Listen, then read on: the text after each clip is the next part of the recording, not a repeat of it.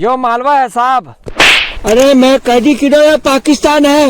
उठ पोटहर में। हाँ हो जी रो हूँ जल्दी देखो वो तो बूट की दो तो थोड़ा बहुत हो जी रो हूँ।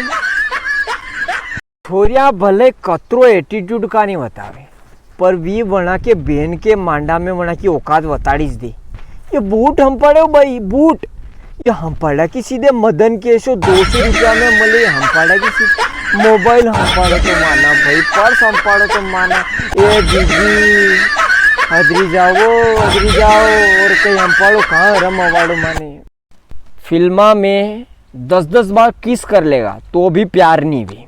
और आपने मालवा में जीमती देखी छोरी नूण मांगी लियो नहीं तो बाप की सौगन 10 दिन तक नींद नहीं आवे।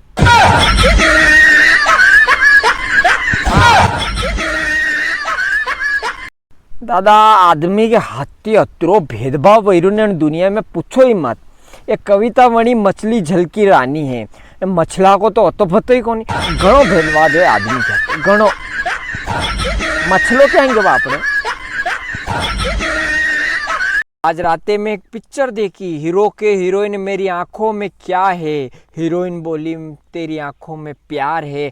आज मारी लुगाई ने पूछूं अब डार्लिंग मो यूं कही रहो के मारी आंखा में कई है। हे अबे जो उठिया हो ना मुंडो धोया गिजड़ा जाईरी आंखा में आंखा भरी गिजड़ा थी मुंडो धोया मेरे जाई ने भईरो